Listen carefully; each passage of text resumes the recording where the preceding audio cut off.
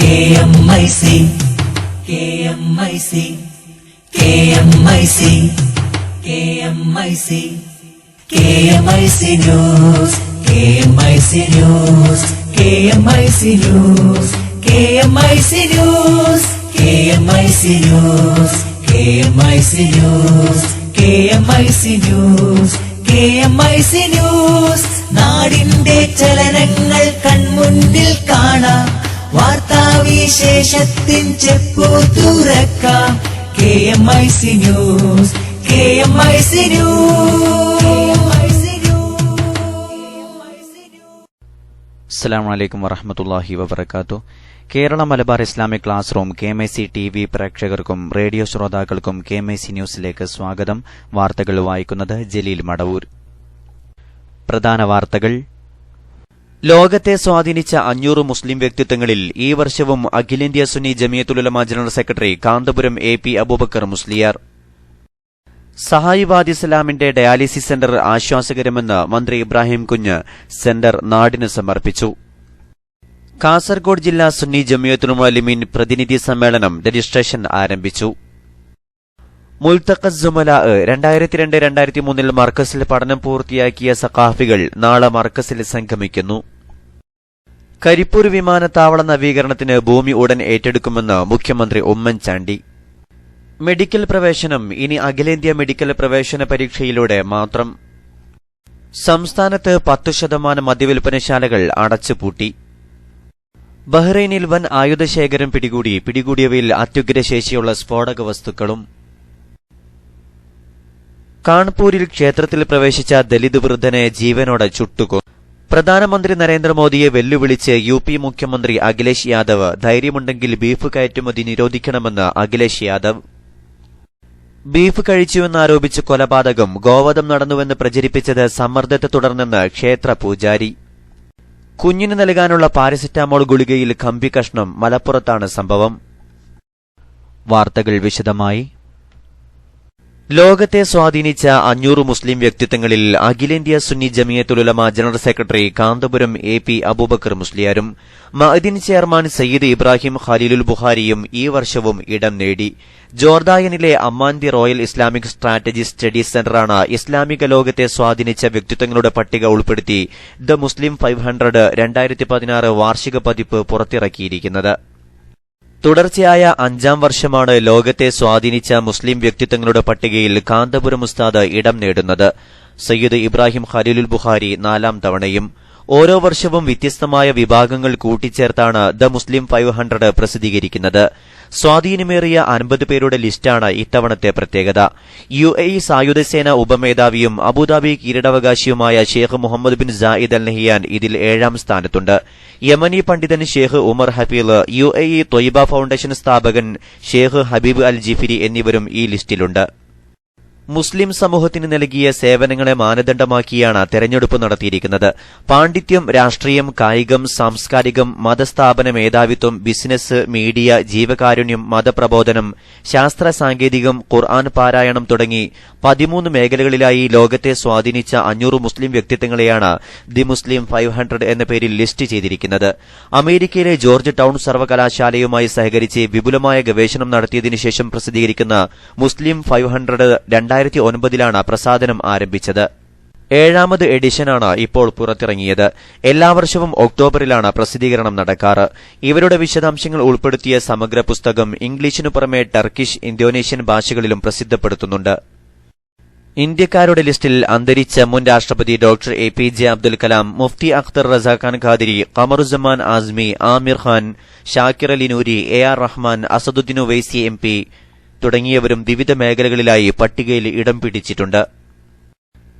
കരിപ്പൂർ വിമാനത്താവളത്തിന്റെ നവീകരണത്തിന് വേണ്ടി ഭൂമി ഉടൻ ഏറ്റെടുക്കുമെന്ന് മുഖ്യമന്ത്രി ഉമ്മൻചാണ്ടി. കോഴിക്കോട് മാനാഞ്ചിറ വെള്ളിമാടുകുന്ന് റോഡ് വികസനത്തിനായി സർക്കാർ ഭൂമി ആവശ്യമെങ്കിൽ വിട്ടുനൽകും.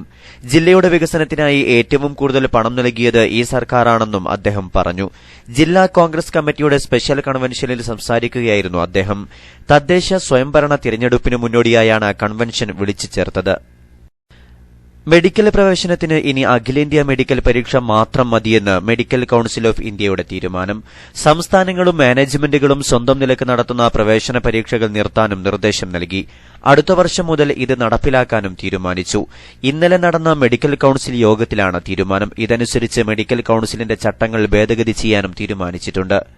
മെഡിക്കൽ പ്രവേശനത്തിൽ ക്രമക്കേടുകൾ വ്യാപകമായ സാഹചര്യത്തിലാണ് തീരുമാനം. സർക്കാരിന്റെ മദ്യനയത്തിനനുസരിച്ച് സംസ്ഥാനത്തെ 10% മദ്യവിൽപ്പനശാലകൾ അടച്ചുപൂട്ടി 26 മദ്യവിൽപ്പനശാലകളാണ് പൂട്ടിയത്. ഇതു സംബന്ധിച്ച ഉത്തരവ് പുറത്തിറങ്ങി. അടച്ചുപൂട്ടിയവയിൽ 22 ബെവ്കോ ഷോപ്പുകളും കൺസ്യൂമർ ഫെഡിന്റെ 4 ഷോപ്പുകളും ഉൾപ്പെടുന്നു. ഘട്ടം ഘട്ടമായി 10% വീതം മദ്യവിൽപ്പനശാലകൾ പൂട്ടുക എന്ന നയത്തിനനുസരിച്ചാണ് 26 മദ്യവിൽപ്പനശാലകൾ കൂടി പൂട്ടുന്നത്. കഴിഞ്ഞ ഒക്ടോബർ 2-നും 10% മദ്യഷോപ്പുകൾ പൂട്ടിയിരുന്നു. ബീവറേജസ് കോർപ്പറേഷന്റെ ഉദുമ, ചെറുപുഴ, മീനങ്ങാടി, കൽപ്പറ്റ, കോട്ടൂളി, വൈക്കം മുഹമ്മദ് ബഷീർ റോഡ്, കൊല്ലങ്കോട്, നെന്മാറ, മാള, തങ്കമണി തുടങ്ങി 26ഓളം സ്ഥലങ്ങളിലെ മദ്യവിൽപ്പനശാലകളാണ് അടച്ചുപൂട്ടിയത്. സർക്കാരിന്റെ മദ്യനയപ്രകാരം കേരളത്തിലെ 5 സ്റ്റാർ ഒഴികെയുള്ള മുഴുവൻ ബാറുകളും പൂട്ടിയതിനു ശേഷം മദ്യ ഉപഭോഗം കുറയ്ക്കുന്നത് ലക്ഷ്യമിട്ടാണ് ഓരോ വർഷവും 10% വീതം മദ്യവിൽപ്പനശാലകളും പൂട്ടുന്നത്. ക്ഷേത്രത്തിൽ പ്രവേശിച്ചതിന് 90-കാരനായ ദലിത് വൃദ്ധനെ മഴ ഉപയോഗിച്ച് ആക്രമിച്ചതിന് ശേഷം തീകൊളുത്തി കൊലപ്പെടുത്തി. ഉത്തർപ്രദേശിലെ ഹാമിർപൂരിൽ ബുധനാഴ്ച വൈകുന്നേരമാണ് അരുംകൊല അരങ്ങേറിയത്. ചിമ്മ എന്നയാളാണ് കൊല്ലപ്പെട്ടത്. ഇദ്ദേഹം ഭാര്യയ്ക്കും മകനുമൊപ്പം മൈദനി ബാബ ക്ഷേത്രത്തിലെത്തിയതായിരുന്നു. എന്നാൽ സഞ്ജയ് തിവാരി എന്നയാളും സംഘവും ഇവരെ തടഞ്ഞു. ക്ഷേത്രത്തിൽ പ്രവേശിക്കാൻ പാടില്ലെന്ന് കൽപ്പിക്കുകയും ചെയ്തു. എന്നാൽ ഇക്കാര്യം വകവെക്കാതെ ചിമ്മയും കുടുംബവും അകത്ത് പ്രവേശിച്ചതോടെയാണ് അക്രമം തുടങ്ങിയത്. തുടർന്ന് മണ്ണെണ്ണ ഒഴിച്ച് കത്തിക്കുകയായിരുന്നു. നിരവധി വിശ്വാസികൾ നോക്കി നിൽക്കെയാണ് ആക്രമണം നടന്നത്. പിന്നീട് തിവാരിയെ നാട്ടുകാർ പിടികൂടി പോലീസിലേൽപ്പിച്ചു. ഇയാളുടെ ഒപ്പമുണ്ടായിരുന്നവർക്ക് വേണ്ടി തെരച്ചിൽ ആരംഭിച്ചിട്ടുണ്ട്. അതേസമയം തിവാരി മദ്യലഹരിയിലായിരുന്നുവെന്നാണ് പോലീസ് പറയുന്നത്. അതേസമയം സംഭവത്തിനെതിരെ പ്രതിഷേധം ഉയർന്നിട്ടുണ്ട്. ബീഫ് കഴിച്ചുവെന്നാരോപിച്ച് യുപിയിലെ ദാദ്രിയിൽ 50-കാരനെ തല്ലിക്കൊന്ന സംഭവത്തിൽ പ്രധാനമന്ത്രിക്കെതിരെ അഖിലേഷ് യാദവ്. കൊലക്കെതിരിൽ രാജ്യത്തുടനീളം പ്രതിഷേധം അലയടിക്കവെയാണ് മോദിക്കുനേരെ യുപി മുഖ്യമന്ത്രിയുടെ വെല്ലുവിളി. രാജ്യത്തുനിന്നുള്ള ബീഫ് കയറ്റുമതി നിരോധിക്കാൻ ധൈര്യമുണ്ടോ എന്നായിരുന്നു മോദിയോടുള്ള അഖിലേഷ് യാദവിന്റെ ചോദ്യം. രാജ്യത്തെ മതേതരത്വം തകർക്കാൻ ചില ശക്തികൾ ശ്രമിക്കുകയാണ്. അവരാണ് ഇത്തരം പ്രശ്നങ്ങൾ സൃഷ്ടിക്കുന്നത്. ഇവർ സംസാരിക്കുന്നത് പിങ്ക് റവല്യൂഷനെക്കുറിച്ചാണ്. താങ്കൾ ഇപ്പോൾ ഭരണകൂടത്തിന്റെ ഭാഗമാണല്ലോ, അതുകൊണ്ട് ബീഫ് കയറ്റുമതി നിരോധിക്കണം. കയറ്റുമതി നിരോധനത്തിന് പിന്തുണ തേടുകയും വേണം, യാദവ് പ്രധാനമന്ത്രിയോട് ആവശ്യപ്പെട്ടു. സ്വന്തം രാജ്യത്തെ പുറം ലോകത്ത് മാർക്കറ്റ് ചെയ്യുന്നവർ സ്വന്തം രാജ്യത്തെ ജനങ്ങൾ രാവിലെയും വൈകിട്ടും എന്തൊക്കെയാണ് കഴിക്കുന്നതെന്നുകൂടി അറിഞ്ഞിരിക്കണമെന്നും അഖിലേഷ് പരിഹസിച്ചു. ഡൽഹിയുടെ പ്രാന്തപ്രദേശമായ ദാദ്രിയിൽ തിങ്കളാഴ്ച രാത്രിയാണ് ബീഫ് കഴിച്ചെന്നാരോപിച്ച് അഖ്ലാഖ് എന്നയാളെ ആൾക്കൂട്ടം കൊലപ്പെടുത്തിയത്. അഖ്ലാഖിന്റെ 22-കാരനായ മകനെ ആക്രമിക്കുകയും മകളെ മാനഭംഗപ്പെടുത്താൻ ശ്രമിക്കുകയും ചെയ്തിരുന്നു. അഖ്ലാഖിന്റെ മകൻ ഗുരുതരാവസ്ഥയിൽ തുടരുകയാണ്. മൈക്കിലൂടെ വിളിച്ചു പറഞ്ഞാണ് ആക്രമണത്തിന് ആളെ കൂട്ടിയത്. ബീഫ് കഴിച്ചുവെന്നാരോപിച്ച് ഇസ്ലാം മതവിശ്വാസിയെ മർദ്ദിച്ചു കൊന്ന സംഭവത്തിൽ വഴിത്തിരിവ്. കൊല്ലപ്പെട്ട മുഹമ്മദ് അഖ്ലാഖിന്റെ വീട്ടിൽ പശുമാംസം സൂക്ഷിച്ചിരിക്കുന്നുവെന്ന് പ്രചരിപ്പിച്ചത് സമ്മർദ്ദം മൂലമെന്ന് ക്ഷേത്ര പൂജാരി. ഡൽഹി ഉത്തർപ്രദേശ് അതിർത്തിയായ ദാദ്രിയിൽ കഴിഞ്ഞ ദിവസമാണ് സംഭവം നടന്നത്. ഗോമാംസം സൂക്ഷിച്ചുവെന്ന് മൊഴി നൽകിയത് പ്രദേശത്തെ 2 യുവാക്കളുടെ സമ്മർദ്ദത്തെ തുടർന്നാണെന്നാണ് ക്ഷേത്രത്തിലെ പൂജാരി ഇപ്പോൾ വെളിപ്പെടുത്തിയിരിക്കുന്നത്. പ്രമുഖ ഇംഗ്ലീഷ് ചാനലായ CNN IBNന് നൽകിയ അഭിമുഖത്തിലാണ് പൂജാരി ഇക്കാര്യം വെളിപ്പെടുത്തിയത്. ഇതോടെ സംഭവത്തിന് പിന്നിൽ ആസൂത്രിതമായ ഗൂഢാലോചന ഉണ്ടോയെന്ന് പോലീസ് അന്വേഷിക്കുകയാണ്. കൊലപാതകവുമായി ബന്ധപ്പെട്ട് ഗൌതം ബുദ്ധ് നഗർ പോലീസ് സ്റ്റേഷനിൽ രജിസ്റ്റർ ചെയ്ത കേസിൽ 10ഓളം പേർ പ്രതികളാണ്. ഇതിനു പുറമെ കണ്ടാലറിയുന്ന 100ഓളം പേർക്കെതിരെയും കേസെടുത്തിട്ടുണ്ട്.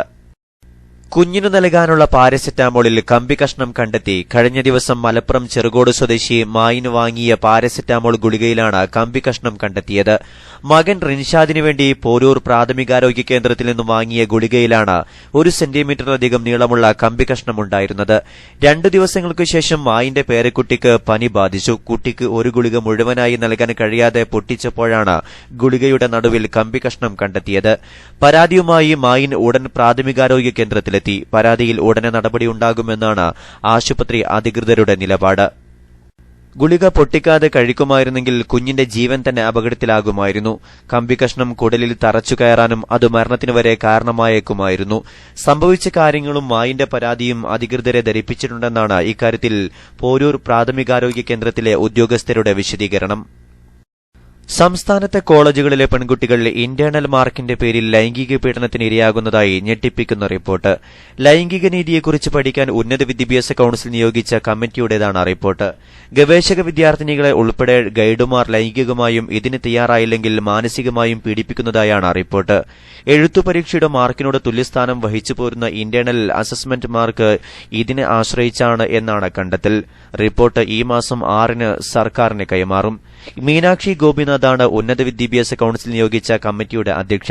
വിദ്യാർത്ഥിനികൾ കൂടി ഉൾപ്പെടുന്ന നിരീക്ഷണ സമിതികളെ നിയോഗിച്ച് ഇത് നിയന്ത്രിക്കണമെന്ന് സമിതി ശുപാർശ ചെയ്തിട്ടുണ്ട്. ഗൾഫ് വാർത്തകൾ. ബഹ്റൈനിൽ വൻ ആയുധശേഖരം പിടികൂടിയവയിൽ അത്യുഗ്രശേഷിയുള്ള സ്ഫോടക വസ്തുക്കളും നിരവധി പേർ പിടിയിലായി. വിശദമായ റിപ്പോർട്ടിലേക്ക്. ബഹ്റൈനിൽ വൻ സ്ഫോടക വസ്തു ശേഖരം പിടികൂടി. വിവിധ രാജ്യങ്ങളിലെ പ്രതിരോധ സേനകളുടെയും മറ്റും കൈവശമുള്ള വിധം ആയുധങ്ങളും സ്ഫോടക വസ്തുക്കളുമാണ് നുവൈദറാത്തിലെ വീട്ടിൽ നിന്ന് പോലീസ് പിടിച്ചെടുത്തത്.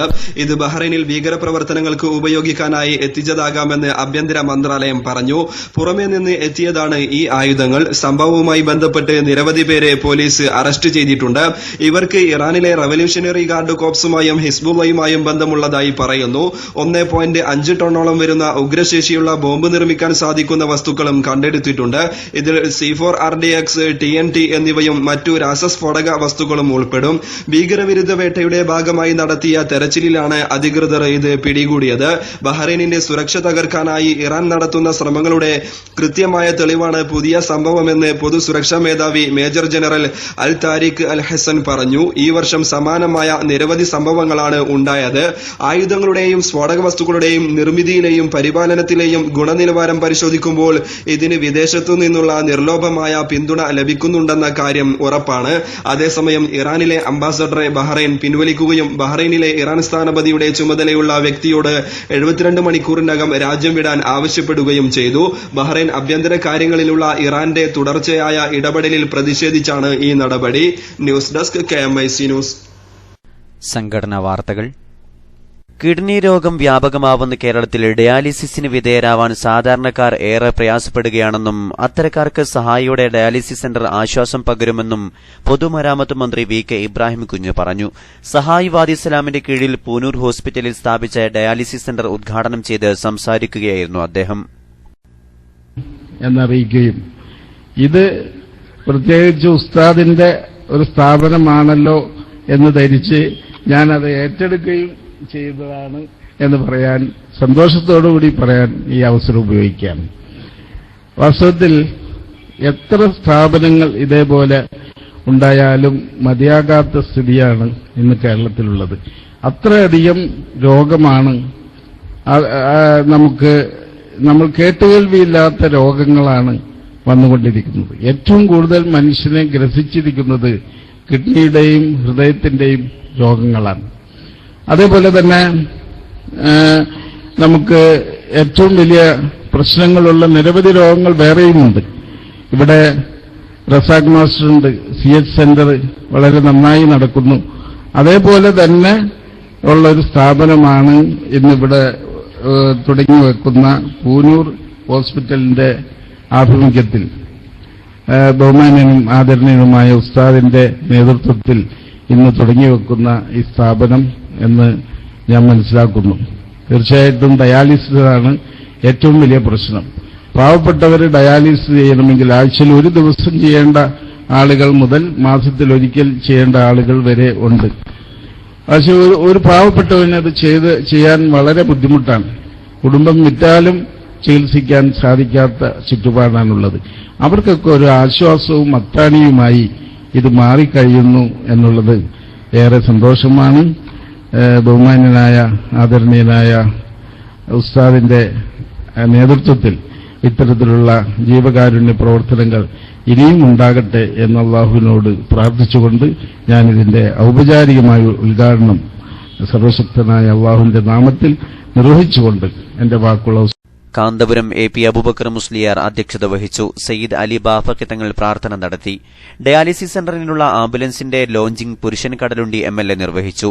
മുൻ KPCC secretary NK Abdurahman, CK Hussain നിയബാരി എന്നിവർ ഓരോ ഡയാലിസിസ് മെഷീനുള്ള ഫണ്ട് കാന്തപുരം AP അബൂബക്കർ മുസ്ലിയാർക്ക് കൈമാറി. ഹെൽത്ത് കെയർ സൊസൈറ്റി സ്പെഷ്യൽ സ്കൂളിനുള്ള വാഹനത്തിന്റെ താക്കോൽ സയ്യിദ് അലി ബാഫഖി തങ്ങളിൽ നിന്നും ഷഫീഖ് കാന്തപുരം ഏറ്റുവാങ്ങി. VM Umar master MLA മുഖ്യാതിഥിയായിരുന്നു. പേരോട് അബ്ദുറഹ്മാൻ സഖാഫി, സയ്യിദ് അബ്ദുൽ ഫത്താഹ് ഹദൽ അവേലം, KK അഹമ്മദ് കുട്ടി മുസ്ലിയാർ കട്ടിപ്പാറ, C മുഹമ്മദ് ഫൈസി കട്ടിപ്പാറ ഗ്രാമപഞ്ചായത്ത് പ്രസിഡന്റ് താര അബ്ദുറഹ്മാൻ ഹാജി, പാനങ്ങാട് ഗ്രാമപഞ്ചായത്ത് പ്രസിഡന്റ് ഇസ്മായിൽ കുറുമ്പയിൽ, താമരശ്ശേരി ഗ്രാമപഞ്ചായത്ത് പ്രസിഡന്റ് KB മുഹമ്മദ് തുടങ്ങി മത സാമൂഹിക സാംസ്കാരിക രംഗത്തെ പ്രമുഖർ സംബന്ധിച്ചു. ഈ മാസം 10 ജാമിയ സഅദിയിൽ നടക്കുന്ന സുന്നി മാനേജ്മെന്റ് അസോസിയേഷൻ കാസർഗോഡ് ജില്ലാ പ്രതിനിധി സമ്മേളന രജിസ്ട്രേഷൻ ആരംഭിച്ചു. മഹല്ല് നവകാലം നവചുവടുകൾ എന്ന പ്രമേയത്തിൽ നടത്തുന്ന സമ്മേളനത്തിൽ ആദർശം, സംസ്കരണം, മഹല്ല്, സ്ഥാപനം എന്നീ വിഷയങ്ങളിൽ advocate Muhammad Shuaib master Kozhikode, Keelath Muhammad master, KP Hussain Saadi KC road തുടങ്ങിയവർ ക്ലാസ് എടുക്കും. പതിറ്റാണ്ടുകൾ സുന്നി ജമിയത്തുൽ ഉലമക്ക് നേതൃത്വം നൽകിയ നൂറുൽ ഉലമ MA ഉസ്താദിന്റെ മഖ്ബറ സിയാറത്തോടെ തുടങ്ങുന്ന പരിപാടി Saadiya working secretary AP Abdulla മുസ്ലിയാരുടെ അധ്യക്ഷതയിൽ സഅദിയ പ്രസിഡന്റ് സയ്യിദ് KS ആറ്റക്കോയത്തങ്ങൾ കുമ്പോൾ ഉദ്ഘാടനം ചെയ്യും. Saadiya Shariat college principal AK Abdurahman Musliyar, Bekal Ibrahim Musliyar, Sayyid Hasanul Ahdal തങ്ങൾ, സയ്യിദ് ഇസ്മായിൽ ഹാദി തങ്ങൾ, BS അബ്ദുള്ള കുഞ്ഞി ഫൈസി, പള്ളങ്കോട് അബ്ദുൽ ഖാദർ മദനി, CK അബ്ദുൽ ഖാദർ ദാരിമി, സുലൈമാൻ കരിവള്ളൂർ തുടങ്ങിയവർ വിവിധ സെഷനുകളിൽ സംബന്ധിക്കും. 2002-2003 മർക്കസിൽ പഠനം പൂർത്തിയാക്കിയ സഖാഫികൾ നാളെ മർക്കസിൽ സംഗമിക്കുന്നു. മുൽത്തഖസ് ജുമല എന്ന സംഗമം രാവിലെ 9:30 മുതൽ വൈകിട്ട് 4 മണിവരെ മർക്കസിൽ നടക്കും. പരിപാടിയുടെ ഭാഗമായി പ്രസ്തുത ബാച്ചിലെ സഖാഫികളിൽ നിർധനർക്കും നിത്യരോഗികൾക്കും വീട് നിർമ്മാണത്തിനും ചികിത്സയ്ക്കും കുട്ടികളുടെ പഠനത്തിനും സഹായം നൽകും. പരിപാടിയുടെ നടത്തിപ്പിന് അലവി സഖാഫി കായലം ചെയർമാനും മുജീബ് സഖാഫി കോട്ടൂർ കൺവീനറുമായി കമ്മിറ്റി നിലവിലുണ്ട്. വിശദമായ വിവരങ്ങൾക്ക് 9946128520 എന്ന നമ്പറിൽ ബന്ധപ്പെടണമെന്ന് ഭാരവാഹികൾ അറിയിച്ചു. പുളിക്കലിൽ ചേവായൂരും മസ്ജിദ് ബിലാലിൽ ഇന്ന് മഗ്രിബ് നിസ്കാരത്തിന് നേതൃത്വം നൽകി അഖിലേന്ത്യാ Sunni Jamiyyathul Ulama general secretary Kanthapuram AP Abubakar Musliyar നാടിന് സമർപ്പിച്ചു. ശേഷം നടക്കുന്ന പൊതുസമ്മേളനത്തിൽ Samastha Kerala Jamiyyathul Ulama president Raeesul Ulama E Sulaiman Musliyar, Sayyid Muhammad Thurab Assaqafi, Sayyid Sharafuddin Jamalullaili, Muhammad Paravur, Rahmathulla Saqafi Alamaram, AP Abdul Kareem Haji Chaliyam തുടങ്ങി പ്രമുഖർ സംബന്ധിക്കുന്നു. തത്സമയം KMIC സംപ്രേഷണം ചെയ്യും. അവസാനമായി പ്രധാന വാർത്തകൾ ഒരിക്കൽ കൂടി. ലോകത്തെ സ്വാധീനിച്ച 500 മുസ്ലിം വ്യക്തിത്വങ്ങളിൽ ഈ വർഷവും അഖിലേന്ത്യാ Sunni Jamiyyathul Ulama general secretary Kanthapuram AP Abubakar Musliyar. Karipur വിമാനത്താവള നവീകരണത്തിന് ഭൂമി ഉടൻ ഏറ്റെടുക്കുമെന്ന് മുഖ്യമന്ത്രി ഉമ്മൻചാണ്ടി. മെഡിക്കൽ പ്രവേശനം ഇനി അഖിലേന്ത്യാ മെഡിക്കൽ പ്രവേശന പരീക്ഷയിലൂടെ മാത്രം. സംസ്ഥാനത്ത് 10% മദ്യവിൽപ്പനശാലകൾ അടച്ചുപൂട്ടി. കാൺപൂരിൽ ക്ഷേത്രത്തിൽ പ്രവേശിച്ച ദലിത് വൃദ്ധനെ ജീവനോടെ ചുട്ടുകൊന്നു. പ്രധാനമന്ത്രി നരേന്ദ്രമോദിയെ വെല്ലുവിളിച്ച് UP മുഖ്യമന്ത്രി അഖിലേഷ് യാദവ്. ധൈര്യമുണ്ടെങ്കിൽ ബീഫ് കയറ്റുമതി നിരോധിക്കണമെന്ന് അഖിലേഷ് യാദവ്. ബീഫ് കഴിച്ചുവെന്നാരോപിച്ച് കൊലപാതകം. ഗോവധം നടന്നുവെന്ന് പ്രചരിപ്പിച്ചത് സമ്മർദ്ദത്തെ തുടർന്നെന്ന് ക്ഷേത്ര പൂജാരി. കുഞ്ഞിന് നൽകാനുള്ള പാരസെറ്റാമോൾ ഗുളികയിൽ കമ്പി കഷ്ണം. മലപ്പുറത്താണ് സംഭവം. കാസർഗോഡ് ജില്ലാ സുന്നി ജമിയത്തുൽ മുഅല്ലിമീൻ പ്രതിനിധി സമ്മേളനം രജിസ്ട്രേഷൻ ആരംഭിച്ചു. സഹായിവാദി ഇസ്ലാമിന്റെ ഡയാലിസിസ് സെന്റർ ആശ്വാസകരമെന്ന് മന്ത്രി ഇബ്രാഹിം കുഞ്ഞ്. സെന്റർ നാടിന് സമർപ്പിച്ചു. മുൽത്തഖസ് ജുമല 2002-2003 മർക്കസിൽ പഠനം പൂർത്തിയാക്കിയ സഖാഫികൾ നാളെ മർക്കസിൽ സംഗമിക്കുന്നു.